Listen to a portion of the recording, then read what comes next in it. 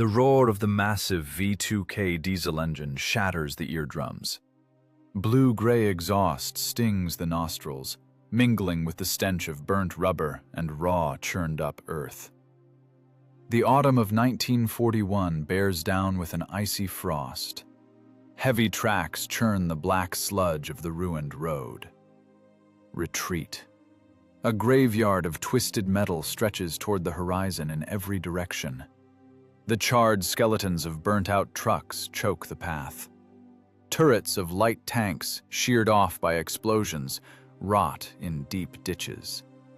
The retreating infantry flows like a gray tide along the shoulders, never lifting their bloodshot eyes to the thundering steel. Inside the fighting compartment of the 47-ton beast, stale air and the frantic breathing of 5 exhausted men. 3 days of non-stop marching. The tankers' faces are masked in deep-seated soot. The driver grips the control levers with knuckles white from the strain. His eyes are shot through with red, eyelids heavy from chronic sleep deprivation. Every shift of the stiff gears is met with the crunch of shoulder joints and a muffled curse through gritted teeth. Movements are devoid of thought, pure animal instinct. The machine devours human strength, demanding constant sacrifice. Static crackles sharply in the commander's worn headset. The airwaves are drowning in distant panic and fragments of broken orders. Through the thick interference, the battalion commander's ragged voice cuts through.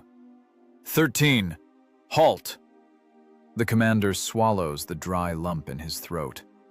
His thumb finds the PTT button. Copy that. Hold the crossroads by the hill. The only bridge is behind you. The division is pulling back. Hold it until the rear columns pass. Out. A death sentence. A cold statement of fact. No one on the radio is promising reinforcements. No one guarantees artillery support. The radio clicks and goes dead, leaving the crew alone with the rhythmic clanking of the machinery. The commander rips the headset off his sweaty head. He shoots a heavy look at the gunner. The man is sleeping with his eyes open, shoulders slumped against the massive breech of the 76mm ZIS-5 gun. The loader mechanically fumbles with the brass casings of armor-piercing shells, his fingers worn to bloody calluses against the metal. Kill the engine, the commander rasps over the diesel's roar. The driver slams the throttle down. The diesel coughs hard, spits a cloud of thick soot from the exhaust pipes, and dies. The sudden silence hits the eardrums harder than an explosion. On the periphery, perhaps 5 kilometers west, heavy German artillery thumps methodically. Shells are churning up the positions abandoned by the infantry. The enemy is right on their heels, closing the ring. This is it, the commander says, throwing back the steel turret hatch. Icy autumn air rushes into the sweltering, sweat-stinking gut of the tank. Setting up a firing position. Let the column pass. We stay here. The driver slowly lifts his heavy eyelids. There's no panic in his dull gaze, only the impenetrable, leaden exhaustion of a man who physically has nowhere left to run. How much time did they give us? The gunner asks dryly, wiping the murky lens of the telescopic sight with an oily rag. Until we're dead, or they are, the commander says, jumping heavily onto the wet armor. His boots slip dangerously on spilled oil. The KV-1 heavy tank sits motionless on a small rise by the dirt road, a perfect field of fire over the crossroads. But the machine is completely alone. Ahead lies the inevitable onslaught of the Wehrmacht's motorized corps, a perfectly tuned killing machine rolling ruthlessly eastward. The crew spills out heavily, their legs buckling from weakness. The loader drops to his knees in the slush, greedily gulping murky water from a deep rut. The driver pulls a sledgehammer from the tool chest. He walks along the hull, methodically tapping the track pins. the metal rings dull and ominous. The machine needs maintenance. They have no strength to give. Ride idlers giving out, the driver notes, spitting out black dust. The tensioner is shot.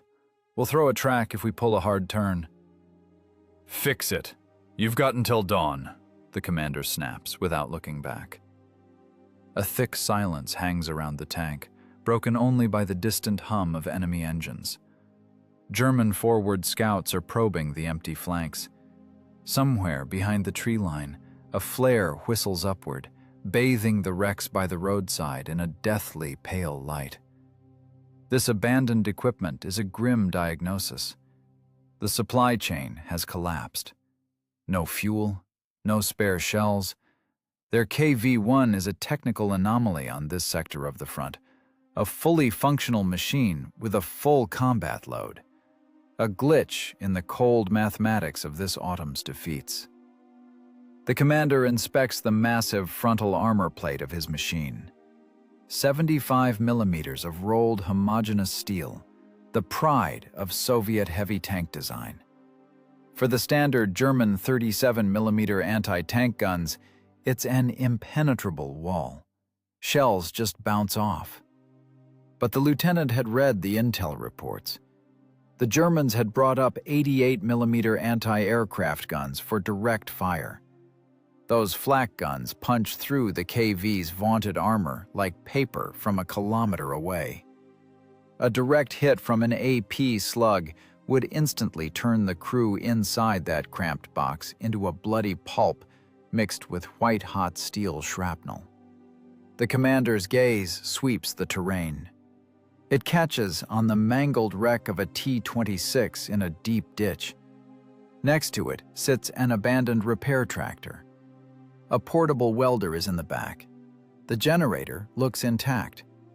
Heavy carbide cylinders are secured in place, and grimy coils of cable lie in the mud. A technical schematic instantly forms in the lieutenant's fevered brain. Primal survival instinct rapidly displaces the paralyzing fatigue. No one plans on dying at this crossroads for nothing. The wind picks up, throwing icy grit into their faces. It's going to be a long night. War erases time, leaving only the mission. Listen up. The lieutenant's voice suddenly loses its rasp. It becomes hard, metallic. The stupor is gone. We're stripping the armor off the dead. The driver freezes, sledgehammer mid-swing. He slowly turns his heavy head toward the commander, his eyes narrowing. Lieutenant? What for? We're already 47 tons on paper. The final drives will snap to hell. The transmission will burn out in the first rut. We won't even move. If we wait for them to deploy those flak guns, we'll burn right here. Crack open that tractor's generator. Get the torches and cables. We're welding on screens. The driver silently drops the sledgehammer into the mud. He spits, then turns toward the abandoned tractor. The instinct to obey orders overrides the laws of physics. The work begins. The cable pulled taut like a guitar string. A steel strand snapped with a whip crack that tore through the darkness. The end of the cable lashed the loader across the face. Blood flooded his left eye. He silently wiped it with a filthy sleeve and spat thick saliva onto the frozen ground. "Pull!" the driver rasped through gritted teeth. The rusty generator from the abandoned tractor clattered over the side and slammed into the black muck. 4 exhausted men threw their weight against the heavy frame. Muscles groaned under the extreme strain. The soles of worn-out army boots slipped on the frozen clay as they dragged the massive unit toward the rear of their tank. Every yard took years off their lives. The wind crawled under their scorched tunics, instantly chilling the sweat on their backs. The acetylene flame bit into the dead steel of the light tank in the ditch with a fierce roar. A shower of blinding sparks shot into the black sky. The driver was cutting the frontal plate. Droplets of molten metal burned through his canvas coveralls and bit into his skin. He didn't flinch. His consciousness narrowed to the size of the cutting flame. Sharp pain seared his shoulder, keeping him from slipping into a merciful blackout. The severed piece of armor tore free from its mounts. The impact made the ground shudder beneath their feet. 600 pounds of dead weight. "Get the crowbars! Lift!" The commander jammed a thick steel bar under the edge of the armor plate, throwing his whole weight onto it. The metal groaned. "Roll the logs under!" he shouted over the howling wind. They rolled the plate, its edges still glowing hot, toward their tank. Breathing turned into a ragged, wet wheeze. Chests burned from lack of oxygen. Every movement burned through the final reserves of their depleted bodies. They dragged that load on pure grit. They hauled the plate up to the side of the turret. The commander swung the heavy sledge, driving a thick track link from a destroyed tank between the original armor and the new plate. The clang of the strike echoed over the crossroads. "Weld it right to the link!" The driver lowered his welding mask. "It'll rip right off on the first hit. The weld won't hold that kind of mass," he stated flatly. "It'll rip, but the gap will eat the impact. The air will kill the slug's inertia. Weld it." Cold survival logic overrode factory manuals. The commander was creating an air gap, turning homogeneous armor into a layer cake.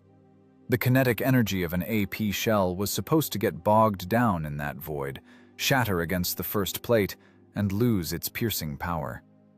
This multi-layered monstrosity was an engineering triumph born in hell.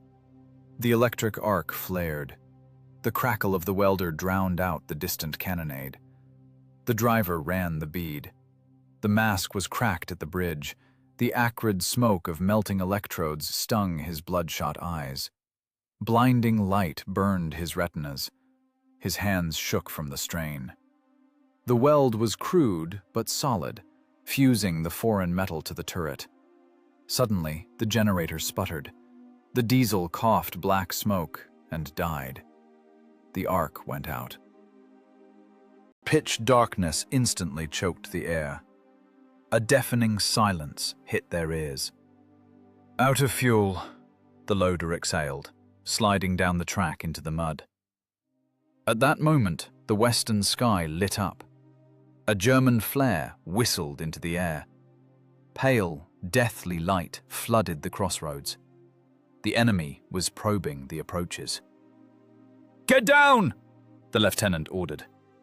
They collapsed, face first, into the icy slush. Hearts hammered against ribs, threatening to burst through chests. The flare slowly drifted down on its parachute. If they were spotted now, mortars would rain down within a minute. "Diesel's in the truck," the driver whispered. He crawled on his belly across the road. Mud packed into his nose and slid down his collar. Reaching the wrecked truck, he ripped a rubber hose from the engine and shoved it into the punctured tank. He sucked the icy fuel through with his mouth. The fuel scorched his throat and hit his lungs. His stomach cramped and turned inside out. The driver spat the caustic fluid onto his boot, pinching the hose with his finger. He drained the precious liquid into a bucket. 5 minutes later, the generator roared again. Welding resumed. "Next plate, left side."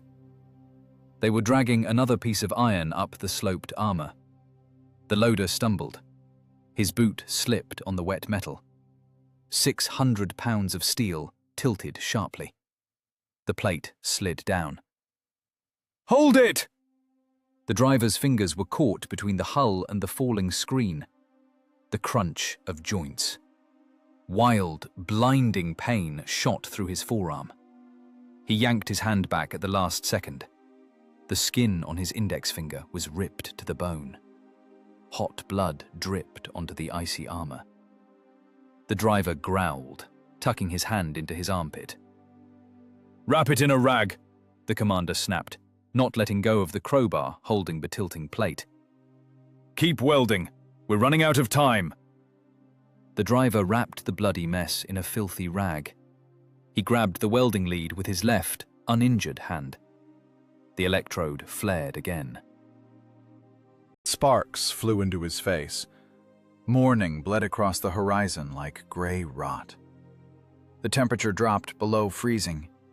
The mud on the tracks froze into a solid, icy crust. The crew stood by the machine. No one could lift their arms from muscle failure. They had secured 6 armor plates.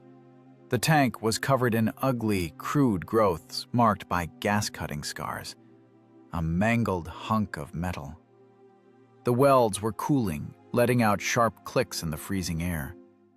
The geometry of the trap was calculated to the millimeter. The snare was set for its victim. Fatigue no longer existed, only searing adrenaline and the pulse of blood in the driver's mangled fingers. Thick morning fog settles over the churned-up earth. The temperature drops well below freezing. Piercing cold seeps through the thick tank armor. The metal is coated in an icy sweat. Inside the cramped fighting compartment, the ragged breath of 5 men hangs in the air. The driver sits motionless on his hard seat, pressing his mangled left hand tight against his chest. The filthy rag over the jagged wound has soaked through and hardened into a stiff brown crust. A dull, throbbing pain beats in his temples, in time with the cooling iron.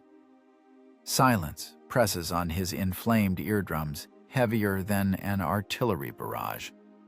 The ground begins to vibrate, almost imperceptibly. At first, it's just a faint tremor in the fingertips gripping the steel control levers. Then, the sound gains density and volume. The steady, satisfied hum of Maybach gasoline engines grows louder. The enemy is right on schedule. German punctuality doesn't fail, even in the mud of an endless autumn retreat. The fog drifts apart in dirty gray tatters. The periscope optics pick out dark silhouettes. 3 Panzer IIIs are moving in a tight wedge down the ruined road. Behind them, a 3-axle truck crawls heavily through the deep ruts, its bed packed with infantry in mouse-gray greatcoats. Range is exactly 800 meters. The German tank guns are lowered in a relaxed traveling position. A Wehrmacht Oberleutnant is leaning out of his cupola up to his waist. Through his binoculars, he sees only an abandoned, empty crossroads and a pile of mangled, burnt metal by the shoulder. The crude, makeshift steel screens on the Soviet heavy tank blend perfectly with the wrecks. Perfect geometric camouflage, born from the chaos of retreat. Inside the sweltering box, the air coils into a tight, invisible spring. The loader grips the cold brass casing of a heavy, fixed round until his knuckles turn white. Sour, cold sweat floods his eyes, stinging his skin. "Target in sight. 3 boxes. Motorized infantry," the gunner states flatly.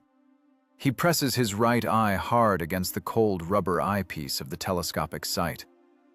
"Range?" The commander's voice sounds hollow, like the snap of a fraying tow cable. 700. We waiting? We hit 'em head on. Crank it. The driver has exactly 1 second to act. There is absolutely nowhere to run. Behind them is the only surviving bridge and the retreating columns of their own exhausted infantry.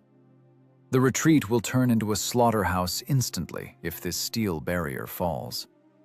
The fingers of his healthy right hand find the electric starter toggle.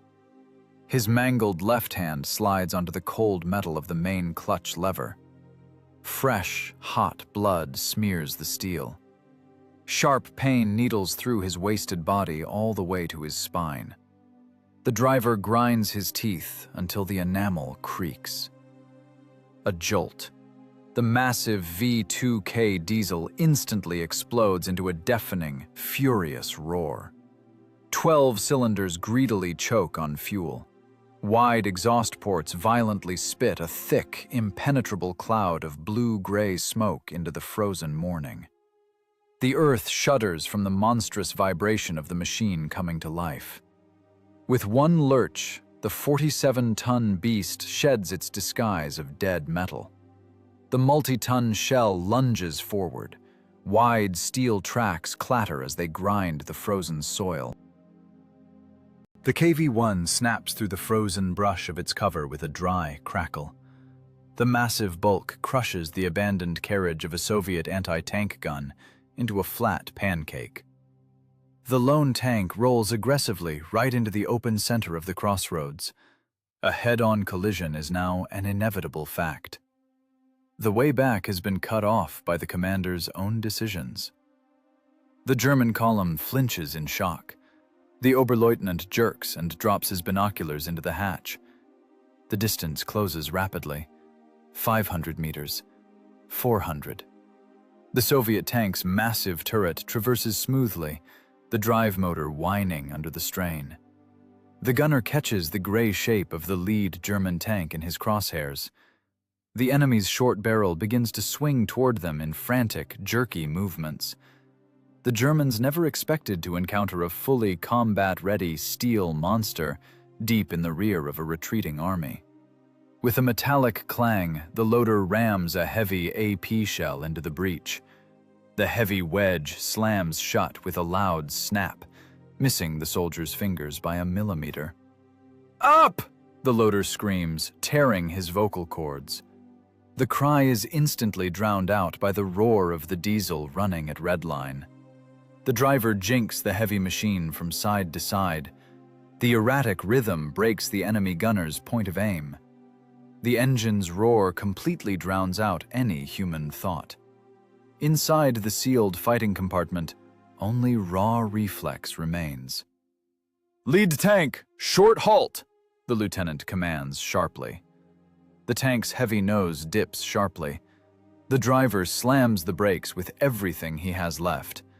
The multi-ton bulk freezes for a split second. The wide tracks bite deep into the frozen autumn mud. The powerful steel suspension springs compress with a long, piteous groan. "Fire!" The gunner stomps the firing pedal. The cramped space inside the turret instantly explodes in a blinding orange flash. The monstrous recoil of the 76mm gun slams the massive breech back with a crushing blow. The massive steel slug tears through the damp morning air with a savage howl. A choking, thick cloud of acrid propellant gases rushes into the fighting compartment. The air turns toxic. The loader chokes on a hacking cough, but his blackened hands are already reaching for the next shell in the rack. At 300 meters, a miss is physically impossible. The Soviet AP shell, carrying monstrous kinetic energy, slams directly into the frontal armor of the lead German tank. The impact crumples the vaunted Krupp steel like wet cardboard. The German tank's turret is ripped from its ring by the internal blast of the detonating ammo rack. A massive geyser of roaring flame erupts from the open hatches. The trap has snapped shut for good. The two remaining enemy machines frantically traverse their guns for a counterstrike. German infantry spills like gray peas from the truck bed into the deep roadside ditches, scrambling for cover from the shrapnel. The methodical, bloody grinding of the column begins. The driver yanks the stiff levers toward him again. The KV-1 roars forward, rapidly closing the distance to a suicidal range. Impact. A deafening, eardrum-shredding ring like a giant's bell strikes raw nerves. The first German 50mm AP shell slams into the Soviet tank's frontal profile with a sickening screech. Time compresses into a tight ball.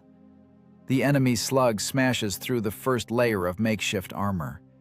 Monstrous kinetic energy fans out into a spray of white-hot steel splinters in the empty air gap. The core screeches against the main 75mm plate, and ricochets helplessly into the frozen mud. The lieutenant's engineering gamble passes the death test. The multi-layered shield works. The laws of physics are breaking the German optics. Inside the fighting compartment, white paint flakes off the walls. Thick propellant soot instantly fills the cramped space. The crew goes deaf from the pressure spike. Thin streams of dark blood leak from noses and ears. "You alive?" The commander screams over the endless ringing in his head. "I'm good," the loader rasps, spitting pink saliva onto the iron floor. The two surviving German mediums frantically split up, flanking the heavy target. The range drops fast to 200 meters. A methodical assembly line execution begins. Every 10 seconds, new AP shells slam into the turret and hull. Flash. Bang. The screech of tearing metal. The tank shudders under continuous direct hits. The 47-ton beast flinches like living flesh under the blows of a sledgehammer. Another 50mm slug hits right on the seam of the driver's vision hatch. The shell gets stuck fast in the welded-on track link, but the monstrous force of the impact shears the internal steel rivets. The thick glass block of the periscope shatters into hundreds of razor-sharp shards. A spray of bloody grit hits the driver square in the face. Glass splinters bury themselves deep in his cheeks, slicing his forehead. He instinctively covers his eyes with his hands. Hot blood immediately soaks the collar of his scorched tunic. "Driver!" the lieutenant bellows. "Eyes are okay," the driver groans hollowly. He pulls his shredded palms away from his face. Blood washes over the instrument panel. Through a crimson haze, he can barely discern the blurry outlines of the stiff control levers. His shattered left hand slides across the cold steel as he locks onto the controls with a death grip. Pain-induced shock retreats before raw, primal instinct. "Turret right! AP!" The electric motor groans under the load. The traverse mechanism for the massive turret is pushed to its absolute design limit. The gunner catches the gray flank of a German Panzer in his optics. "Up!" the loader shouts, slamming the heavy brass casing home. The metallic clack of the sliding breech block marks the passing seconds. "Fire!" The main gun spits a long tongue of flame. Recoil slams the massive breech back against the stops with staggering force. The German tank on the right flank erupts like a torch. The Soviet round punches clean through the thin 30mm side armor, instantly detonating the fuel tanks. A pillar of fire roars into the gray sky. The enemy crew is incinerated alive inside their glowing metal coffin in seconds. But the fight doesn't slacken. The last German tank maintains a rapid fire, joined by surviving infantry anti-tank crews. 37mm guns hammer them with a relentless hail of small-caliber shells, a storm of lead drums against the armor. Inside the cramped fighting compartment, the temperature climbs uncontrollably. There is no air. The exhaust fan is losing its battle against the thick, toxic smoke. The loader works on pure reflex, his movements jerky and spasmodic. He is choking on the fumes. His hands are a bloody mess, fingernails torn away against the jagged metal. Another shell slips from his slick, weakened fingers and hits the floor with a dull thud. "Round," the gunner snarls. "Empty," the loader gasps, collapsing to his knees and fumbling with trembling hands through the empty racks. "No more AP, only HE." Another blow of monstrous force rocks the turret. A crude, improvised weld seam cracks. One of the add-on armor plates tears away with a sickening screech and crashes onto the frozen ground. The vulnerable factory armor is exposed. The German gunners spot the gap instantly. The next rounds come in a tight group. "Recoil's gone," The gunner screams through a coughing fit. Fluids leaked out! The recoil system is trashed! The barrel is jammed solid in the rear position. Firing is physically impossible. Any further shot would blow the breech apart inside the turret. The HE shells are now useless dead weight. The machine has lost its steel fangs. Gun's dead, the gunner reports. A dry statement of the end. The enemy continues the execution at point-blank range. The lieutenant makes a split-second decision. To stop now is to show fatal weakness.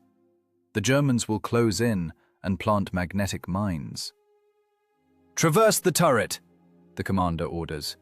"Driver, back and forth. Don't sit still." The exhausted gunner throws his whole weight against the stiff manual traverse wheel. The electric drive burned out long ago from the strain. The turret begins to crawl toward the German positions with a long, low groan. The empty, dead barrel tracks the enemy with precision. The crew continues to feign combat readiness. The driver, blinded by his own blood, yanks the levers. The diesel roars. The tank lunges forward a yard, then rolls back with a metallic clang. The tracks churn the mud, preventing the enemy gunners from zeroing in on the vulnerable road wheels. The macabre carousel inside the scorching box continues without pause. They stall, they choke, they bleed. But the dead machine keeps moving, baring its useless fangs in the face of oncoming death. Steel projectiles hammer them at point-blank range. The distance closes to 50 meters, spitting distance. Enemy 50mm shells slam into the welded screens with the screech of a tearing freight train. The engineering calculations continue to save lives. The air gap hungrily devours the kinetic energy of the tungsten cores. The shells fail to penetrate the main armor, leaving only deep, jagged craters in the improvised plates. The metal groans under the monstrous pressure, but it holds against the relentless pounding. German military logic fails. Wehrmacht officers lose their cool as they witness the impossible. A heavy machine taking dozens of direct hits while its gun keeps snarling. Motorized infantry huddle in the frozen autumn mud. A primal, animal fear paralyzes the attackers. A hail of machine gun fire scratches the paint on the turret, but ordinary lead is powerless against 75mm of Soviet face-hardened steel. The enemy knows it. Panic shatters their discipline. Soldiers burrow into the ruts, trying to merge with the earth. Inside the 47-ton box, a private hell unfolds. The air temperature rockets toward 120 degrees. The glowing armor radiates the heat absorbed from the explosions. The exhaust fan has been ripped from its mounts by another direct hit to the turret roof. The air turns into a thick, suffocating sludge, a cocktail of cordite fumes, atomized diesel, and human sweat that sears their membranes. Oxygen is burning off fast. Every movement requires superhuman effort. Black spots narrow their vision to a single, pulsing point. "Infantry! Flanking the right side!" the commander wheezes. He presses his shattered forehead hard against the rubber eyepiece of the panoramic sight. Through the murky, shrapnel-scarred glass of the periscope, he sees blurred gray shapes. A dozen soldiers in field gray greatcoats are making short, jerky dashes toward the heavy tank's blind spot. The Germans are clutching satchel charges and heavy magnetic mines. The enemy's tactics are shifting. If the guns are useless, explosives take over.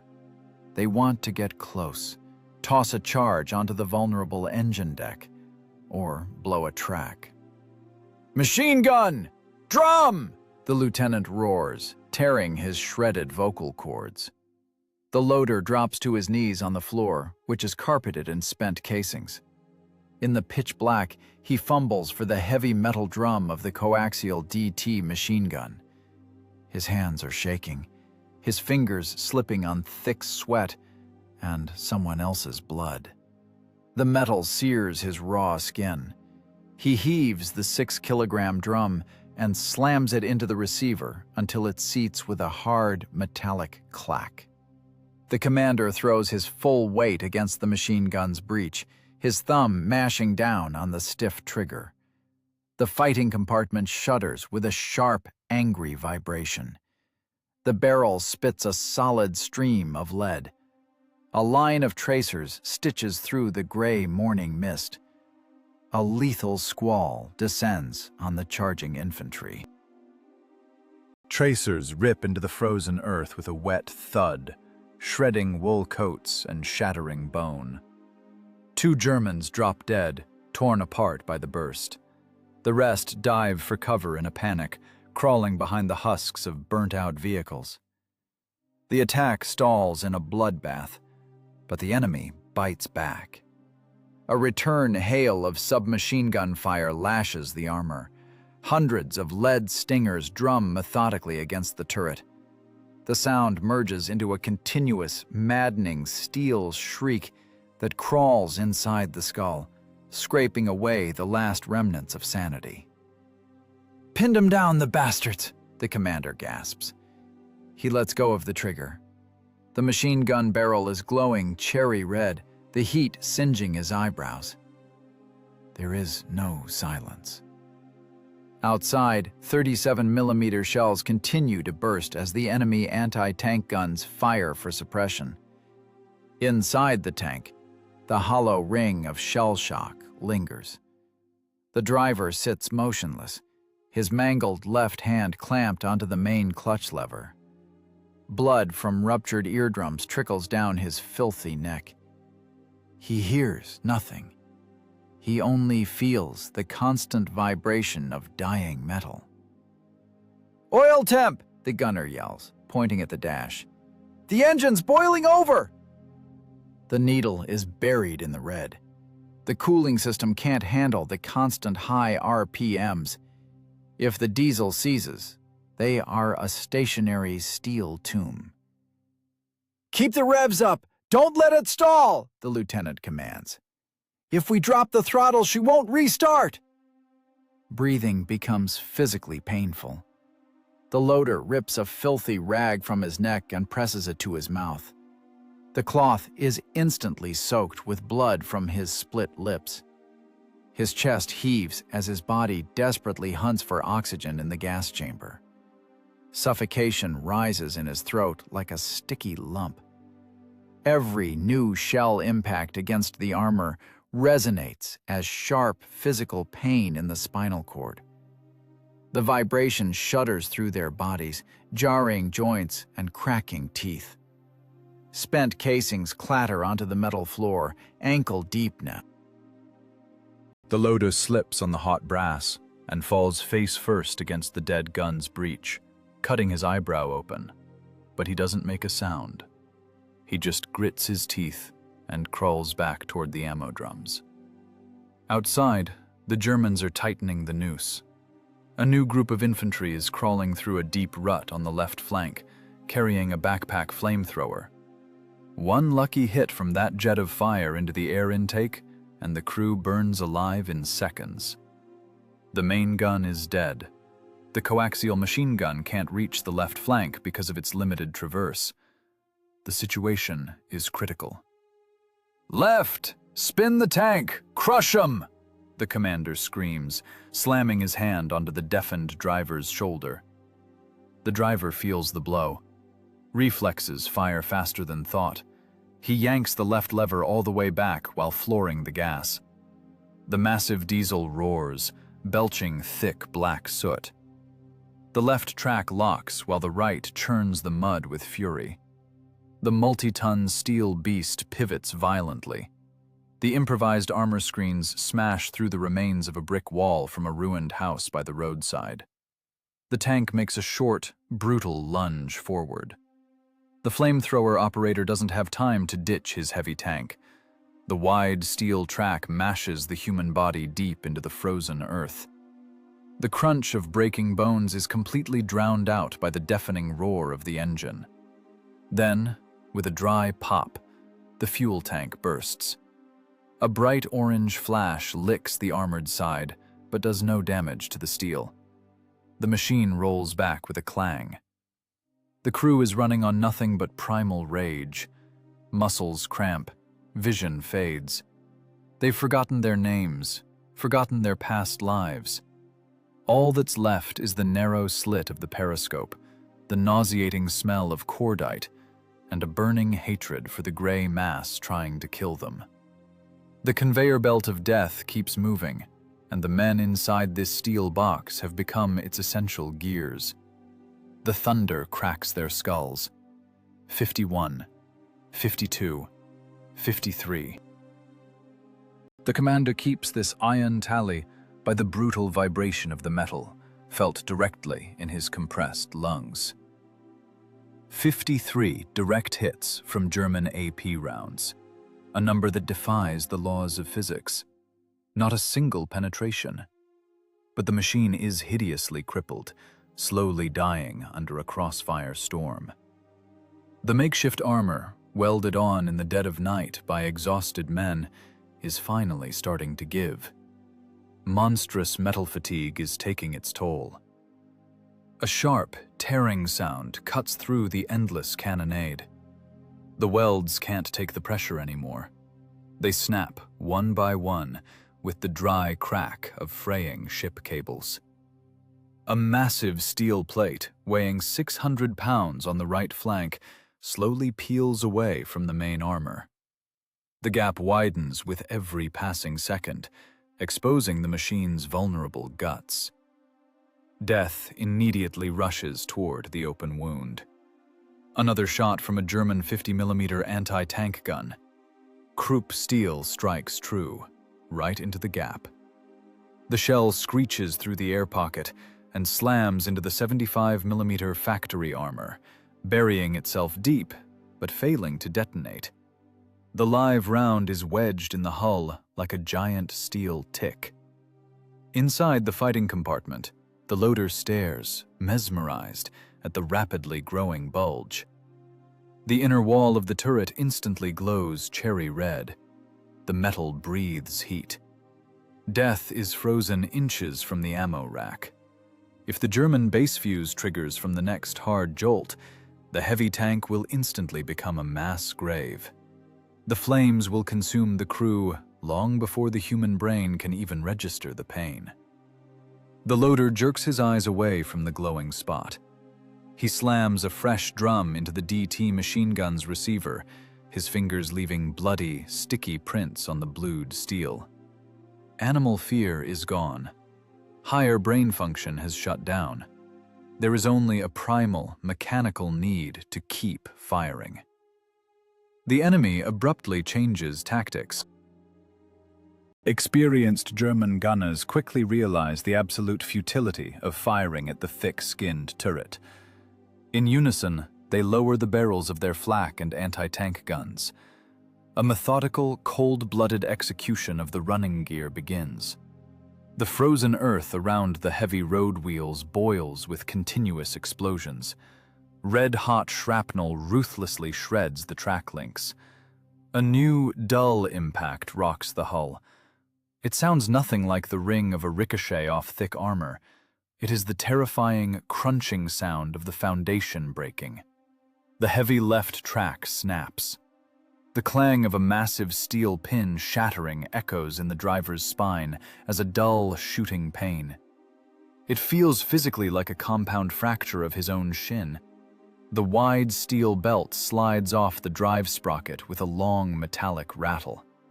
Hundreds of pounds of dead metal sprawl uselessly across the deep, frozen mud. The multi-ton machine dips its nose sharply. The left side sags threateningly. The 600 horsepower diesel howls in agony, choking on a flood of fuel.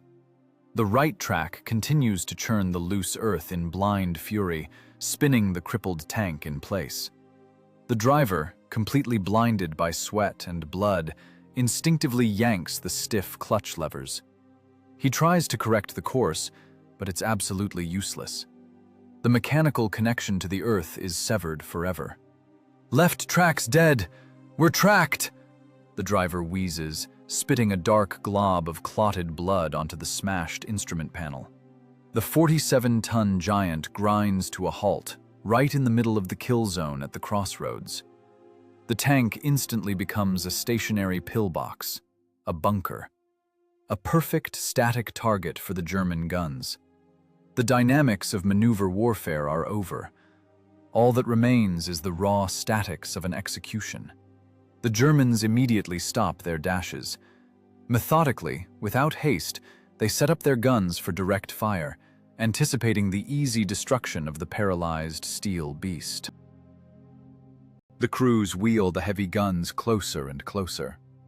Inside the turret, the atmosphere is heavy and suffocating, broken only by the crew's raspy, intermittent breathing. The men have reached the absolute limit of physical exhaustion. Their broken bodies function solely on rage and concentrated adrenaline. Oxygen is critically low. Their lungs burn with every convulsive breath. The lieutenant doesn't let the silence linger.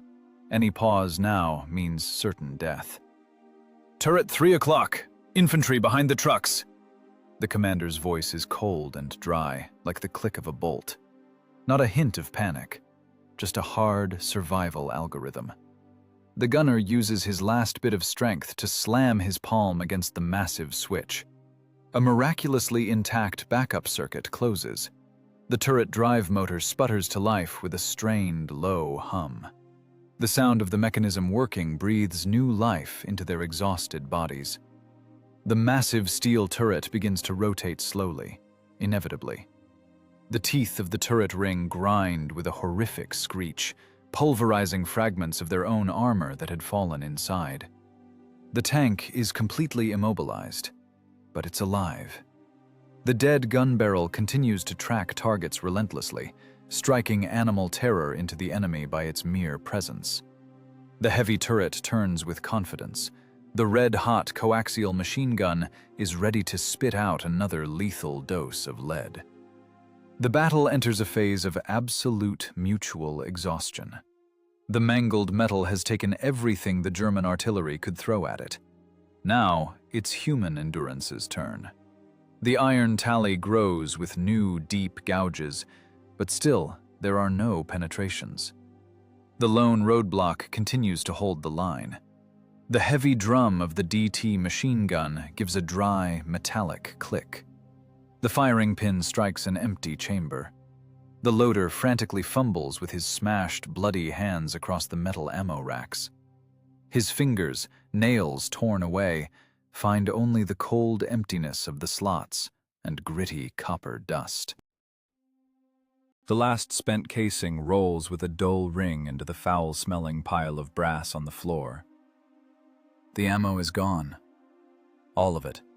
To the last round. The 47-ton steel machine is finally toothless. The heavy gun has turned into a useless iron pipe. A ringing dead void hangs inside the mangled turret. The thick, vibrating whine of severe shell shock drills ruthlessly into their eardrums. This constant high-frequency sound drowns out even the clatter of German tracks outside. The crew is slowly suffocating. The air long ago turned into a thick, oily soup of atomized diesel, burnt rubber, human sweat, and cordite residue. Breathing is physically impossible. Their lungs burn as if filled with boiling water. The lieutenant slumps heavily against the massive breech of the dead 76mm gun.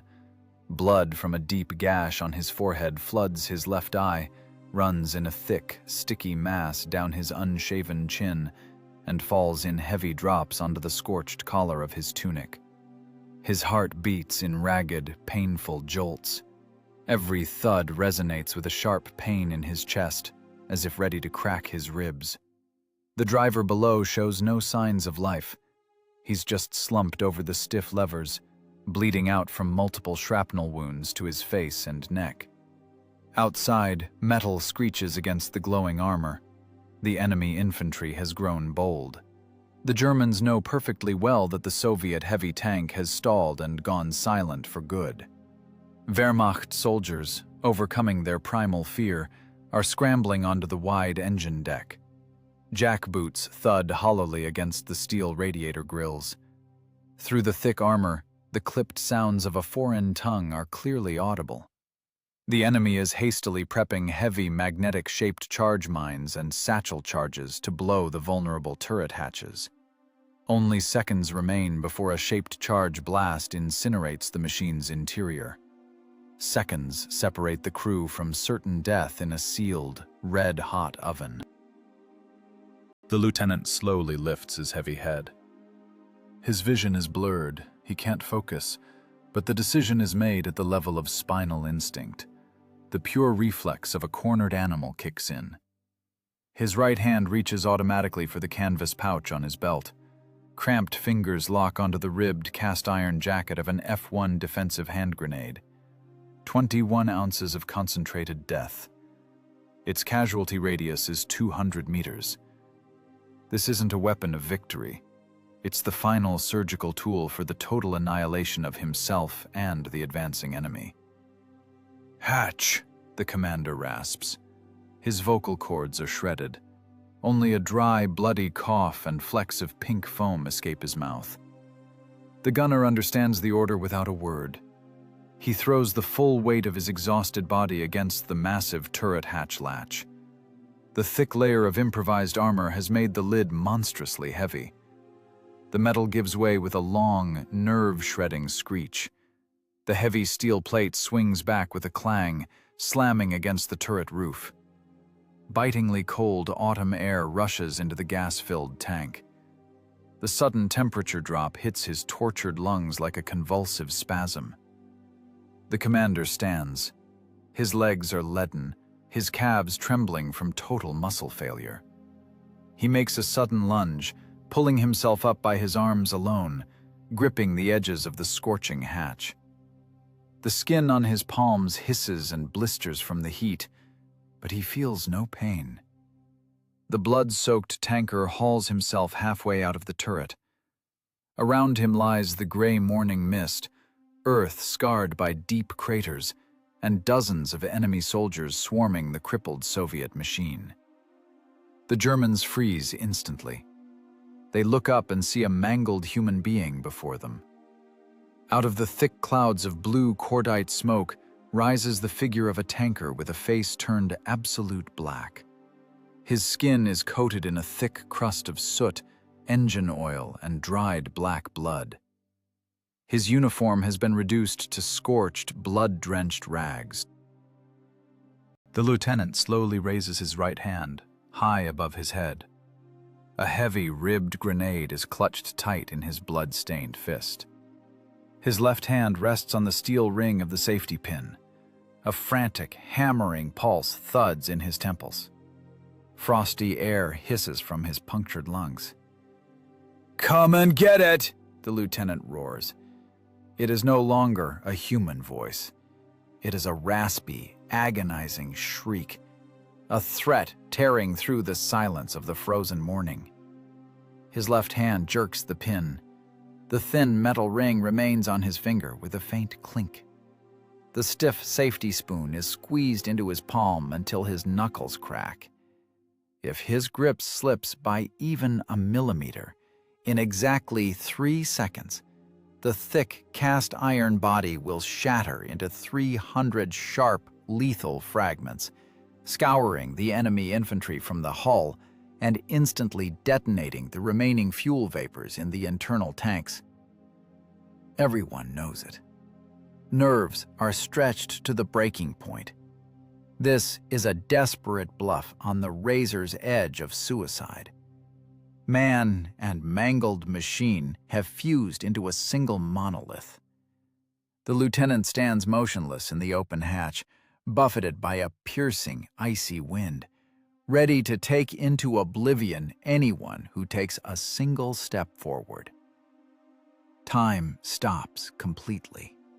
Seconds stretch like a wire pulled taut, ringing with extreme tension. A Wehrmacht Oberleutnant freezes 10 paces from the mutilated steel behemoth. His sharp gaze locks onto the soot-blackened face of the Soviet commander, streaked with fresh blood. Below the face, the ribbed, cast-iron body of an F-1 defensive hand grenade. The steel safety ring has already been pulled. Death is held back only by the convulsively clenched fingers of an exhausted man. The German officer has marched across all of Europe. He knows how to calculate tactical losses with cold blood. He doesn't just see a stalled, point-blank blasted heavy machine. He sees an absolute, irrational resolve to die and immediately take down anyone who makes one careless move forward. The cold logic of war shatters against human defiance. The German infantry instinctively recoils. The soldiers' hobnailed boots scramble frantically on the frozen autumn mud. No one wants to burn alive within the kill radius of hundreds of iron fragments and detonating fuel tanks over a hunk of dead iron. The officer sees the hulks of his lead tanks, gutted by internal explosions. He sees the turret blown off the lead vehicle. The cost of this ruined crossroads has been catastrophic. The Oberleutnant slowly, avoiding any sudden movements, raises his right hand in its gray leather glove. A short, dry, guttural command rips through the frosty morning air. The order for an immediate withdrawal sounds. The enemy's steel beasts grind into reverse. The surviving German medium tanks back away clumsily. Drivers jerk levers nervously, terrified of exposing their thin flanks to a hypothetical shot. Broad treads churn the frozen slush with a loud squelch, digging deep into ruts filled with black water. Engines roar under the strain, belching thick clouds of blue-gray exhaust into the leaden sky. The infantry retreats hastily, stumbling over discarded gear. The soldiers constantly look back at the motionless, bloodied tanker in the turret hatch. The enemy completely abandons the battlefield. The psychological breaking point has been reached. Cold, tactical calculation surrenders completely to unpredictable human rage. The drone of German engines gradually dissolves into the thick morning mist. The crossroads rapidly plunges into a heavy, dead silence. Only the cooling, jagged metal of the knocked-out vehicles gives off an occasional, sharp ping. The commander exhales in a long, rattling wheeze. The fingers of his left hand are locked in a muscle cramp. With great effort, he slides the thin metal pin back into the grenade's fuse. He slowly relaxes the numb fingers of his right hand. The heavy grenade falls with a dull thud onto the floor of the fighting compartment, strewn with spent brass. The adrenaline drains away rapidly, leaving behind a ringing, paralyzing weakness. His knees buckle. The lieutenant slumps heavily against the scorched armor, staining the black soot with fresh arterial blood from his gashed forehead. "They're gone," the commander rasps through gritted teeth. "Abandon the rig. Head for the woods." Hectic movement begins inside the mangled turret. The gunner and loader, with strained groans, pull the limp body of the driver from under the massive breach. He is unconscious. His face is a mask of blood from dozens of small fragments of the shattered glass periscope. His breathing is ragged and shallow. Every jarring movement draws a dull, pained moan from the wounded man. They can't stay in the open. The Germans will inevitably regain their senses, bring up heavy artillery, and simply pound the stationary tank into the dirt from a safe distance. They need to reach the safety of the tree line immediately. The loader jumps heavily onto the shattered left tread splayed on the ground. The metal burns his feet even through the thick soles of his combat boots. He pulls a can of red lead primer from a dented side bin. The garish red paint is intended for emergency priming of rust and sheared rivets. He dips a piece of filthy, oily rag deep into the can. He approaches the battered glacis plate. The metal is horribly pitted with deep craters from direct hits by German armor-piercing shells. The thick, improvised screens are skewed. The crude welds burst, exposing jagged steel edges. With wide, sweeping strokes, the loader paints large, uneven letters on the cooling steel. The thick paint goes on heavy, running down in long streaks that look sickeningly like fresh blood. This is the final punctuation on a brutal engagement. A terse epitaph for unyielding steel. Assembled from the dead. Impossible to kill. It is a cold statement of fact, a grim warning to those enemy engineers who will soon come with calipers to study this feat of structural resilience. The loader forcefully tosses the red-soaked rag into the black mud. The grueling night trek begins.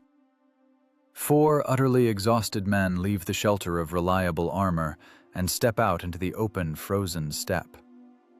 The bleeding driver is a dead weight on the shoulders of the gunner and loader.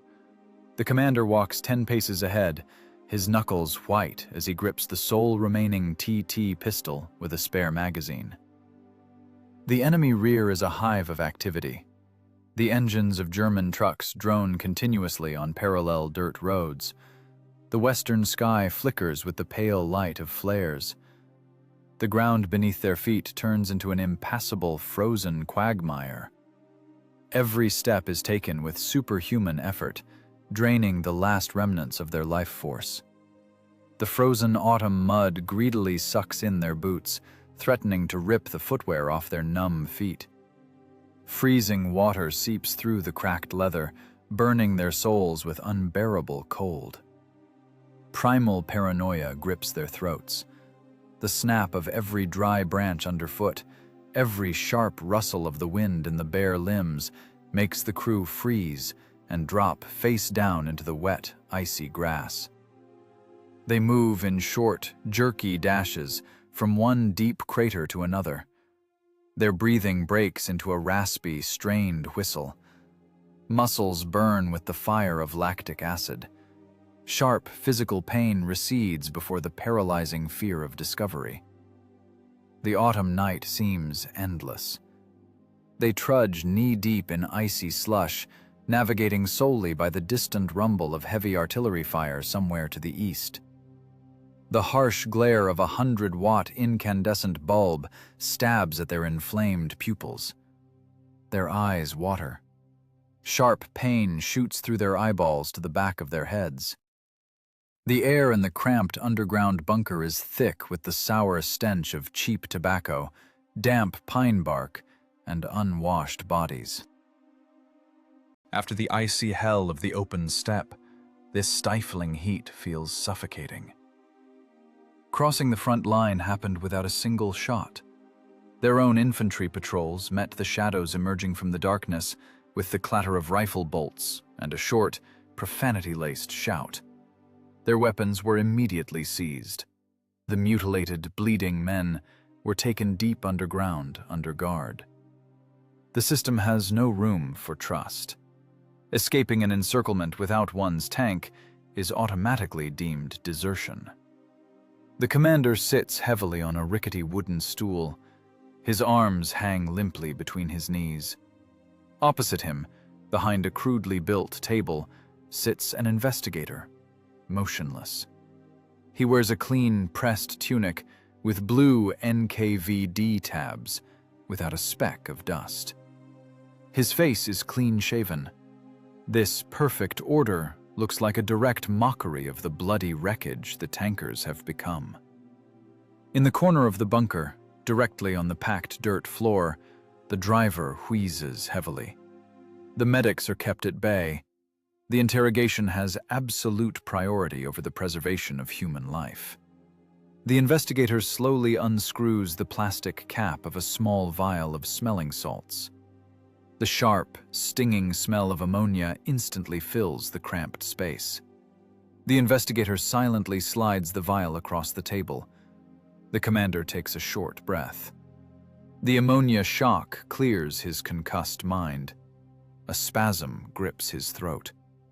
The lieutenant breaks into a heavy, dry cough, spitting a dark glob of clotted blood onto the dirt floor. "Where is the vehicle, Lieutenant?" The investigator's voice is flat, devoid of emotion. The sound scrapes the ears like a rusty nail on glass. "Abandoned at the crossroads near the hill," the commander rasps, swallowing salty saliva. "Left in operable condition?" "The left tread was blown. The bogies were shattered. The magazine was dry. The machine lost mobility and the ability to return fire." The investigator picks up a chemical pencil. He begins to tap the blunt end rhythmically against the tabletop. The rhythmic tapping marks the countdown to a death sentence. You claim that you alone held back the advance of an enemy motorized column for 4 hours. You claim the destruction of 3 Wehrmacht medium tanks. You report 53 direct hits from armor-piercing shells on your tank without a single penetration. The investigator abruptly stops tapping. The pencil freezes in midair. That is physically impossible. A German 88 will core a KV-1 from a kilometer out.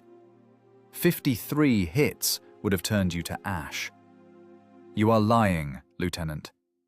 You abandoned the equipment entrusted to you at the sight of superior enemy forces and cowardly fled into the woods. This is a tribunal offense. Execution by firing squad. The 2 guards by the plank door shift from foot to foot in unison. The leather of their rifle slings creaks. The threat takes on physical density. The tension in the bunker reaches a critical point. The loader, standing by the log wall, sways with fatigue, his fist tightening instinctively. The commander slowly raises a heavy gaze to the investigator. There is no fear of death in those eyes.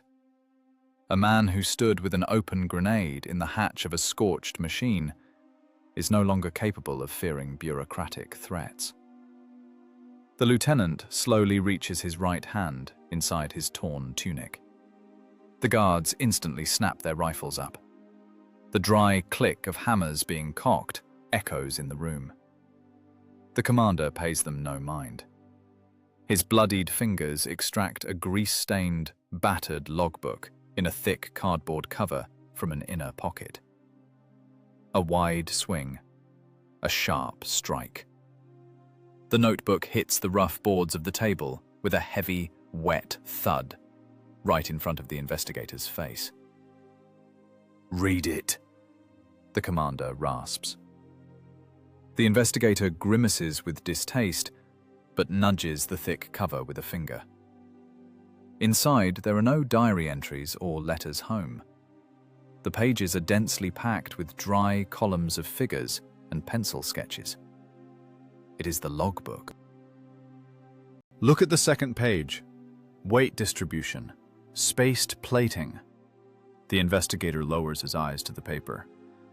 Steady handwriting describes the formula for kinetic energy dissipation. The exact dimensions of the steel plates cut from wrecked light tanks are listed. The weld patterns are drawn in detail. The thickness of the required air gap between the main armor and the homemade screens is highlighted in large print. This isn't an excuse. It is an absolutely precise, dry technical protocol for survival. Mathematical proof of an impossible battle. An engineering marvel sketched in lead on grime-streaked paper. The investigator's eyes dart quickly over the lines of formulas. He is a former engineering student himself. He understands the language of geometry and the strength of materials perfectly. Air gap. Shell deformation before contact with the main armor. Energy dispersion. The puzzle pieces fit. The unassailable logic of the sketches dismantles the charges. Fact surpasses bureaucratic paranoia. A long, oppressive silence hangs in the bunker. Only the strained, ragged breathing of the wounded driver on the dirt floor can be heard. The investigator slowly closes the notebook. He carefully slides it back to the edge of the table. The officer's face betrays no emotion. There will be no apologies. The system never admits error. It merely recalibrates. "Get the medics in here," the investigator snaps at the guards, gesturing toward the prone driver. "Driver to the field hospital. The rest of you, go to sanitization and draw a day's dry rations." The investigator takes a clean sheet of paper. The chemical pencil begins to scratch quickly, writing out a new order. "A reserve train has pulled in at the station. You will receive a new heavy machine. The crew is to be filled out from the replacement drafts. Tomorrow at 0600 hours, you deploy to the defensive line at the rail junction. Is the order clear?" The commander silently takes the oily notebook from the table. He tucks it back under his tunic. The monumental feat, which cost liters of blood and shattered nerves, vanishes into the acrid haze of the bunker. No commendations, no solemn speeches about heroism, only a dry piece of paper with a new direction to hell. The impenetrable shield is now a mere line item. The men return to the ranks, once again becoming anonymous, battle-worn cogs in the colossal machine of war. The commander rises heavily from the stool and, without a word of farewell, steps into the dark, cold corridor of the trench. The routine continues. The conveyor belt demands new blood. The gray morning mist reluctantly crawls away from the shell-pocked crossroads. The jagged edges of the craters fill with murky, icy water. The ringing silence of the abandoned battlefield is pierced by a heavy, rhythmic clanking. German recovery units slowly crawl out of the tree line. Wehrmacht forward patrols step cautiously through the frozen mud, gripping submachine guns. Hobnailed boots shatter the frozen crust, crushing spent brass casings and shards of broken tank optics. The soldiers instinctively hunch their shoulders. Right in the center of the crossroads looms a massive, mangled monolith. The 47-ton Soviet tank sits frozen like a dead boulder. The diesel is silent. The gun barrel is lowered. The red lead primer on the pitted glacis has finally dried, forever etched into the scarred steel. A technical intelligence team from Corps Command surrounds the machine in a tight circle. German specialists pull out steel calipers and measuring tapes. The instruments sink with a rasp into the deep craters on the armor screens. Technical officers record the damage with pedantic precision. The cold mathematics of the German school of tank design clashes with an absolute anomaly. The engineers count exactly 53 direct hits from 50mm AP rounds. 53 concentrated strikes of monstrous destructive power. The tank's armored citadel remains completely intact. Not a single penetration of the fighting compartment. Not a single hole in the engine bay. A tall engineer in a pristine greatcoat slides his hand into the jagged gap between the thick factory armor and the crudely welded steel plate. The weight of this armor plate is no less than 280 kilograms. His fingers in their gray leather glove feel a deep internal cavity and a layer of empty space. An air gap. The engineer's face instantly loses its color. The genius of the crude but devilishly effective solution strikes him. The shell pierces the first barrier, spends its kinetic energy, tumbles in the gap, and strikes the main hull as a spent, blunt slug. This was no blind accident of assembly. This was a cold, mathematically calculated engineering feat. An idea forged by hands worked to the bone on the threshold of death. That same evening, a heavy teleprinter at Army Group Headquarters chatters out an urgent dispatch. The perforated paper tape crawls from the machine, a record of documented panic. The text of the report is dry and devoid of sentiment. The Russians have deployed a new type of heavy machine with multi-layered composite armor. Standard 37mm and 50mm anti-tank guns are completely powerless.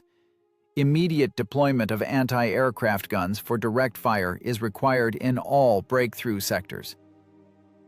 The enemy's analytical engine begins to churn with fear. The legend of the invulnerable Soviet shield is born of exhaustion and a hunk of expertly welded steel. The sharp metallic clatter of a bolt shatters the silence.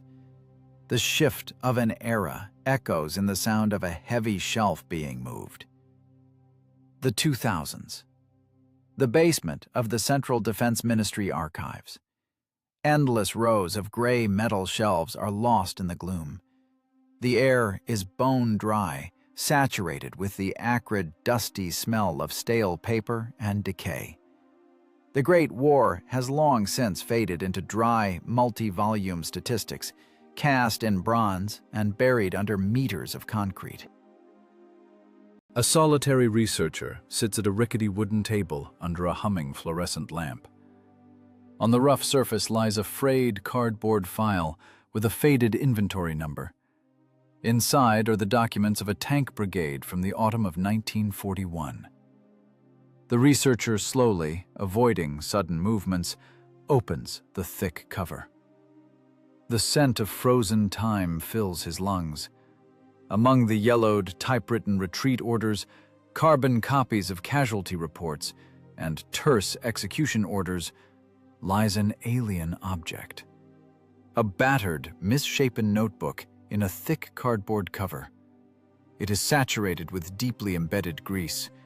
On the bottom right corner, a dark, almost black stain of old blood has hardened.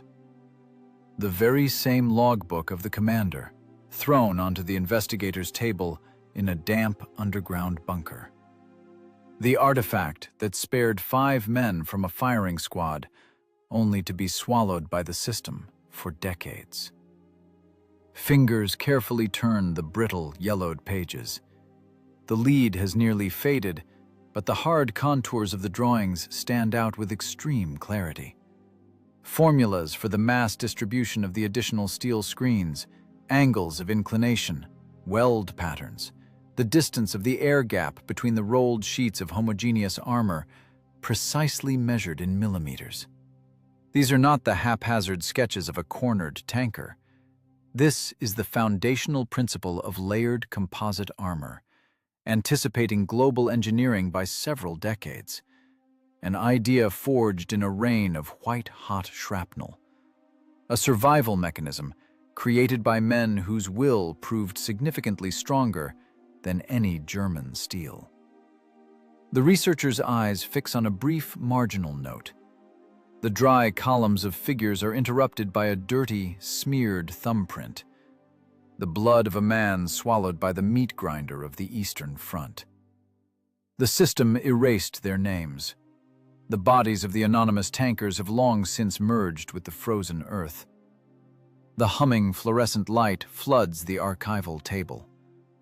The researcher snaps the heavy folder shut. The blueprint for the spaced armor plates had finally been recovered.